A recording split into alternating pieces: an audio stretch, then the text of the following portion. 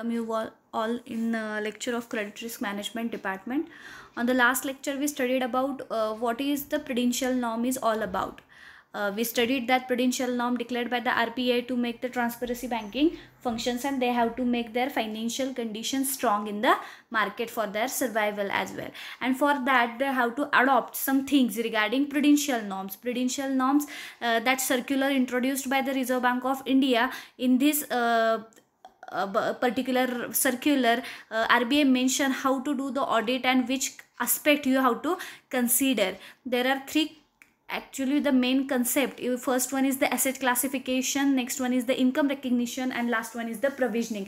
First of all, you have to identify how much asset is considered as a you can say it is considered as a bad debts, or how you can classify it on the basis of the standard assets, doubtful assets, and the loss assets you are written off from the balance sheet, right? First of all, you have to classify it, and then only you should take the provision regarding asset classification. On the last lecture we studied about the types of assets, like standard, non-standard or substandard assets are there, and doubtful assets are there, and loss assets are there. It is based upon their periods of repayment, right? And for that you have to make the fresh identification of the asset, then proper movement of the classification from the one category to the another existing one, and the last one is the upgradation of loan account earlier classified as a NPA. Means these things you have to adopt regarding asset classification. Now on the today's lecture we are going to study the second content of the master circular is the income recognition. But before that, when you classify the assets, the asset we classified like a term loan is there, project loans are there, and what are the steps you should undertake regarding such a types of asset. You know, the assets of the bank is the loan products, and the liabilities means the deposits product, or you can say the deposits products only. Okay, now we studied about the personal loan, we studied about the CC credit, cash credit is there, various advances given on the credit card. But after that you have to reconstruct that asset, and in this lecture we are thinking about the reconstruction of a asset. Okay, when you understand what are the assets and how does it classify, then you have to undertake some principle for the restructuring the underall mechanism, restructurings of the asset. The first is the asset classification status on the date of approval, or the reconstructed package is the relevant to the decide asset classification after the reconstruction. Even though under the reconstruction usual classification on the norm of 90 days, जसं आपण पहिल्यांदाही शिकलो की it is based upon the 90 days structure. The consent of the borrower for the changes is the must. Only financial viable project need to the reconstructed. The fraudulent borrower not eligible for the restructuring, but the willful defaulter may be the eligible with the board approval. The fraudulent borrowers is not eligible for the reconstruction, but the willful defaulters may be the eligible. The fraudulent in the sense ki genuine they are not you can say they are not eligible for the reconstructions of the asset, but the willful defaulters like you heard the case of the Vijay Mallya is there, Nirav Modi's case is there. तर हे जे काही willful defaulter आहेत, ज्याला आपण voluntary defaulters असं म्हणतो की स्वतःहून कर्ज बुडवायचं त्यांच्या डोक्यात आहे, त्यांच्याकडे पैसे आहेत परंतु त्यांना ते रिपे करायचे नाही, तर त्याला मात्र बोर्ड ऑफ अप्रुव्हलची गरज लागते रिकन्स्ट्रक्शनच्या बाबतीत. कारण कसं असतं ते विलफुल डिपॉर्टरचे, जेन्युइन डिपॉर्टरच्या बाबतीत आपण रिकन्स्ट्रक्शनचा तिथं क्रायटेरिया ठेवत नाही, कारण त्यांची खरंच गरज आहे, त्यांच्याकडे खरंच पैसे नाही आहेत, so they at fail to repay the loan. But regarding wilful तर तिथं त्यांना प्रायर अप्रुव्हल लागतं, त्याशिवाय रिकन्स्ट्रक्शन्स ऑफ ॲसेट्स करताच येत नाही. In the BIFR case are not eligible without their expression approval. Okay, now what is the asset classification norm for reconstructed account? The standard asset of the reconstruction other than the DCCO reflection is the classified on the substandard, especially the regulatory treatment under the paragraph 15 of the master circular. Means whenever you are engaged into the audit system of the bank, you should go through the total master circular given by the RBI. You can search on the www.rbi.org.com where you got the circular regarding prudential norms, and you have to follow it whenever you are engaged into the reconstruction of the account. The NPA account after the restructuring shall continue the same classification or the further lower classification as per the extant norm and till 1 year, after which the case of satisfactory performance and may be ungraded. आता एक लक्षात घ्या, एखाद्या माणसानं restructure in the sense काय की एखाद्या माणसानं दिलेलं कर्ज जर तो परतफेड करत नसाल तर त्याला आपण डिफॉल्टर म्हणून घोषित करतो आणि त्या अकाउंटला आपण NPA घोषित करतो. त्याच्यासाठी क्रायटेरिया जो दिला आहे तो 90 डेजचा दिलेला आहे. परंतु त्यांनी इथं पुढं काय सांगितलं, the NPA account after restructuring the shall continue in the same classification or further lower classification as per the extant norm till 1 year, after which in case of satisfactory performance may be upgraded. The additional finance treatment of the standard asset till the end of the specified period. A standard financial treatment सुद्धा तिथं दिली जाते. आता हे काय regarding 15th paragraph जो काही मगाशी त्यांनी सांगितलेला तो इथं मेन्शन केलेला आहे. It is regarding to the account actually, but just you have to focused on the theoretical concept. Here there is no any example given to you to manage all the NPAs and all, but here just you have to focused on what are the steps they have to undertake. Is all about asset classification. First of all, you have to study what is the asset classification. It is divided into standard, substandard, loss asset. After that, which types of loan, what are the steps they have to undertake. Now we are going to start what is the income recognition. What is the income recognition?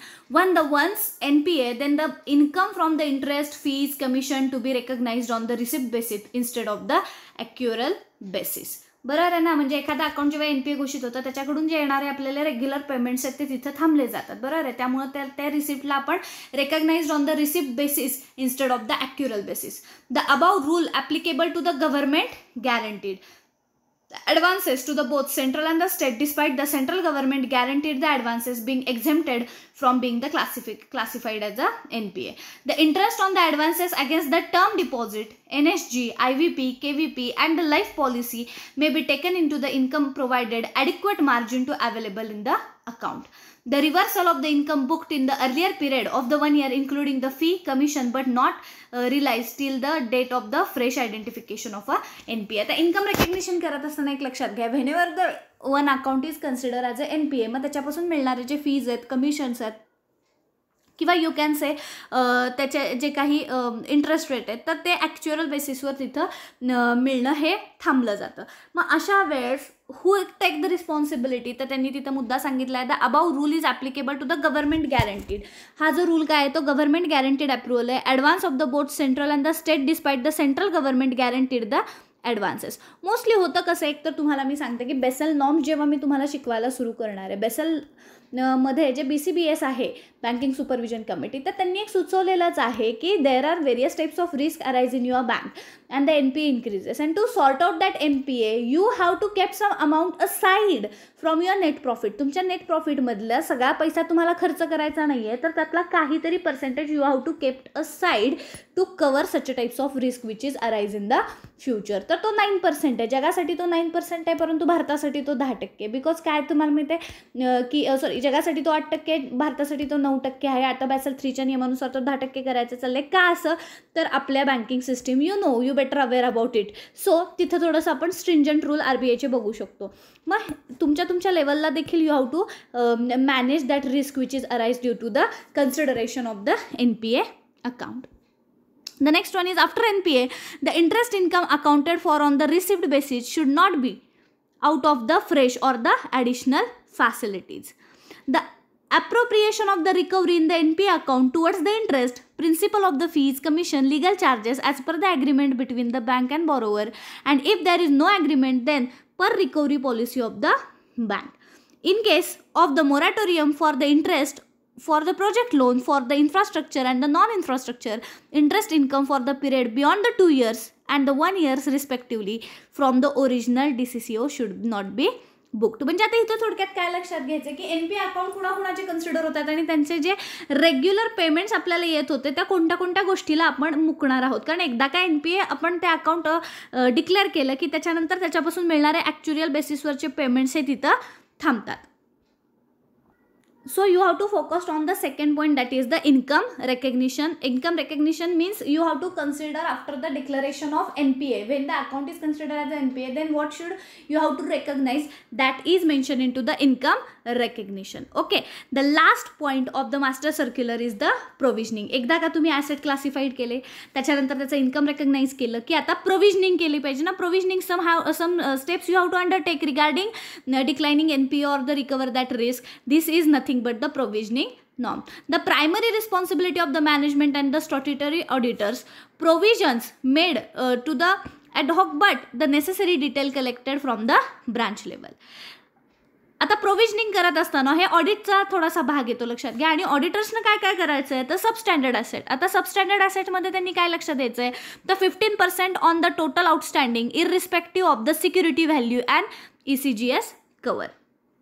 Next one is the additional 10% unsecured exposure where reliable value of the security not more than the 10% in it of the outstanding exposure, both fund and the non-fund, and the additional the 5% of the infrastructure leading with the safeguard as the ISRO account. आता एक लक्षात घ्या की एकदा का तुम्हाला ह्या अकाउंटबद्दलची माहिती मिळाली, NPA अकाउंट कसं झालेलं आहे, त्याचं इन्कम रेकग्निशन कसं आहे, त्याच्यानंतर ऑडिटर्स काय बघत असतात तर त्याच्याबद्दलचं प्रोव्हिजनिंग करत असतात. तर प्रोव्हिजनिंग नॉर्ममध्ये RBIनं काय काय सजेस्ट केलेला आहे तो मुद्दा इथं त्यांनी सांगितलं की 15% on the total outstanding is the respective of the security value and ECGS cover, and the additional 10% of unsecurity exposure where the unreliable value of the security not more than the 10%. आता एक लक्षात घ्या, exposure in the sense की तुम्ही मार्केटमध्ये किती expose व्हायचं, तुम्ही ॲग्रिकल्चरला किती एक्सपोज व्हायचं, म्हणजे किती प्रमाणात कर्ज द्यायचं, इंडस्ट्रीला किती द्यायचं, मर्चंटच्या नावाखाली किती द्यायचं, is nothing but the exposure.